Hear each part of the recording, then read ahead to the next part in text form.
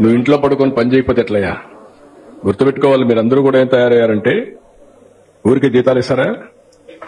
పని చేయాలి కదా. ప్రతి ఒక్కసారి కేంద్రం రాష్ట్రం డబ్బులు ఇస్తుందా? ఇలా పబ్లిక్ సెక్టర్ లో ఉందని బెదిరిస్తా కూర్చుంటే ఎంతో పైన ప్రతి ఒక్కరు ఇదే మరి మీరు క్వశ్చన్స్ అడుగుతా ఉంటే అన్ని ఎందుకు లాభాలు ఉన్నాయి, ఇక్కడ నష్టం ఎందుకు వస్తా ఉంది? నేను కూడా 3 నెలలకు ఒకసారి రివ్యూ చేస్తున్నాం. మీరు కూడా గుర్తుపెట్టుకోవాలి, పని చేయాలి. పని చేయకపోతే ఎన్నిసార్లు గవర్నమెంట్ ఎక్కడి నుంచి డబ్బులు తెచ్చిస్తామండి? ఇది ట్యాక్స్ పేయర్స్ మనీ కదా. ఇది ఎఫిషియన్సీ ఉండాల్సిన పని లేదా? ఆంధ్రుల హక్కు, విశాఖ హక్కు. మనం పని చేయకుండా దాన్ని వైట్ ఎలిఫెంట్ మారి పెట్టుకుని కూర్చుంటారు ఇంట్లో. పని చేయించాలి, మనం కూడా పని చేయాలి, కష్టపడక్కర్లేదు. దాన్ని సిస్టమేటిక్ గా రన్ చేసి ప్రొఫెషనల్ గా రన్ చేస్తే అది వైబుల్ అవుతుంది ఆటోమేటిక్ గా. ఎవరు చెప్పారా నీకు? ఎవడు చెప్పాడు? బుద్ధి ఉండాలి. ఏం తీసుకోవాలి? ఏం తీసుకుంటారు? 12,000 కోట్లు ఇస్తే ఏం తీసుకుంటారు? నీకు వచ్చి మీ ఇంటికి వచ్చి చెప్పాలా? నేను ప్రైవేట్ చేయని ఎన్నికలు చెప్పాలి?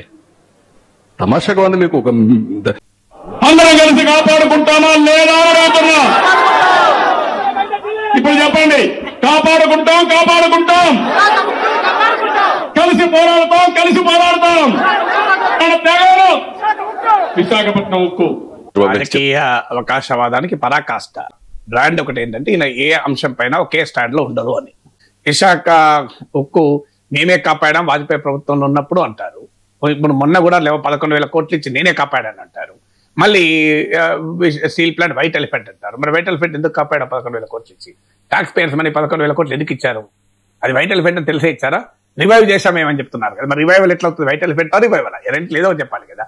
తర్వాత ఇదే స్టీల్ ప్లాంట్ కార్మికులకు కలిసి పోరాడదామన్నారు. ఇప్పుడు ఏమన్నాడు? కార్మికుల్ని పనిచేస్తలేరు అంటున్నారు. Visakha steel plant white elephant. నేను ఓపెన్ ఛాలెంజ్ చేస్తున్నాను. చెప్పండి, ఎట్లా white elephant? Can you tell me the facts and figures? కేంద్ర ప్రభుత్వం, రాష్ట్ర ప్రభుత్వం డబ్బులు ఇస్తూనే ఉంటుందండి. ఎన్ని డబ్బులు ఇచ్చారు చెప్పండి?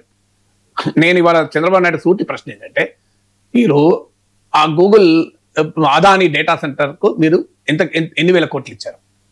మరి అది 30,000 కోట్లు, 23,000 కోట్లు ఇచ్చారు కదా. మరి విశాఖ స్టీల్ ప్లాంట్కి ఎన్ని ఇచ్చారు చెప్పండి? ఆర్సలార్ మిట్టల్కి ఎన్ని రాయితీలు ఇస్తున్నారు? విశాఖ స్టీల్ ప్లాంట్కి ఎందుకు ఇస్తున్నారు?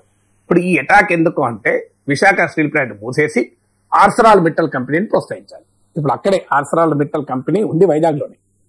అక్కడే ఆ కంపెనీ ప్రైవేట్ కంపెనీని ప్రోత్సహించాలి.